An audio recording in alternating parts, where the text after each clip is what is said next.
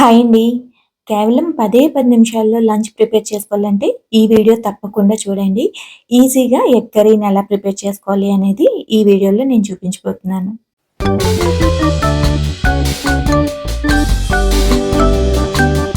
ముందుగా స్టవ్ పై కడాయి పెట్టుకొని ఆయిల్ అయితే వేసుకోవాలి.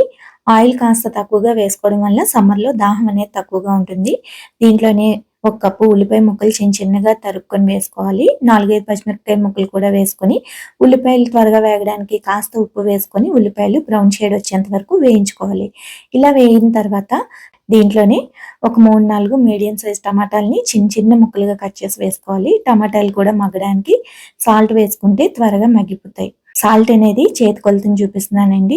ఈ టమాటాలు బాగా మగ్గిన తర్వాత దీంట్లోని 1 స్పూన్ కారం, అర స్పూన్ ధనియాల పొడి, పావు స్పూన్ జీలకర్ర పొడి, పావు స్పూన్ కంటే కాస్త తక్కువగానే పసుపు అనేది యాడ్ చేసుకోవాలి. ఇలా ఇవన్నీ కలిపేసుకొని ఒకసారి మూత పెట్టేసుకొని మగ్గించుకున్న తర్వాత కాస్త ఈ విధంగా ఆయిల్ లైట్‌గా బయటకు వస్తుంది అన్న టైంలోని 1 కప్పు వరకు వాటర్‌ని అయితే యాడ్ చేసుకోవాలి. వాటర్‌ని అయితే యాడ్ చేసుకొని ఒకసారి కలిపేసుకొని ఇందులోనే టేస్ట్ అనేది అడ్జస్ట్ చేసుకోవాలండి. ఉప్పు, కారం అన్నీ సరిపోయలేదో చూసుకోవాలి. నాకైతే సరిపోయినాయి.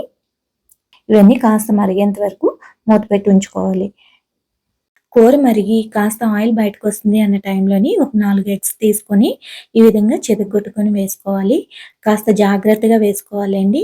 యాక్ అనేది స్ప్రెడ్ అవ్వకుండా జాగ్రత్తగా వేసుకోవాలి. ఇప్పుడు వీటిని కదపకుండా మూత పెట్టేసి 3 నిమిషాల పాటు మగ్గనివ్వాలి. 3 నిమిషాల తర్వాత చూసారు కదా! ఈ విధంగా ఉడుకుతుంది. ఇలా కూడా సర్వ్ చేసుకోవచ్చు. ఇప్పుడు ఈ ఎగ్స్ అన్నీ కూడా జాగ్రత్తగా మరొక వైపు కూడా ఫ్లిప్ చేసుకుందాము. ఈ విధంగా ఫ్లిప్ చేసుకోవడం వల్ల మరొక సైడ్ కూడా ఉడుకుతుంది కదా! దీనిపైన కాస్తంత కొత్తిమీర వేసుకొని మరొక 2 నిమిషాల పాటు మగ్గించుకొని ఆ తర్వాత స్టవ్ ఆఫ్ చేసుకుంటే ఎంతో రుచికరంగా ఉండే ఎగ్ కర్రీ ప్రిపేర్ అయిపోతుంది. 10 నిమిషాల్లో ప్రిపేర్ అయిపోతుందండి. గుడ్లు ఉడికేంత సమయం పట్టకుండానే ఎగ్ కర్రీ అనేది ప్రిపేర్ చేసుకోవచ్చు. నచ్చిందా? అయితే డెఫినెట్‌గా ట్రై చేయండి. నేనైతే నా లంచ్‌ని 10 నిమిషాల్లో తయారు చేసేసాను. మీరు కూడా ఒకసారి ట్రై చేసి చూడండి. అలాగే మీకెలా కుదిరింది అనేది కామెంట్ సెక్షన్‌లో షేర్ చేసుకోవడం మర్చిపోకండి. మన ఛానల్‌లో మంచి రెసిపీస్ ఉన్నాయండి. మీకు నచ్చినట్లయితే తప్పకుండా ఛానల్‌ని లైక్ చేయండి, షేర్ చేయండి అండ్ సబ్స్క్రైబ్ చేస్తూ మీ సపోర్ట్‌నైతే తెలియజేయండి.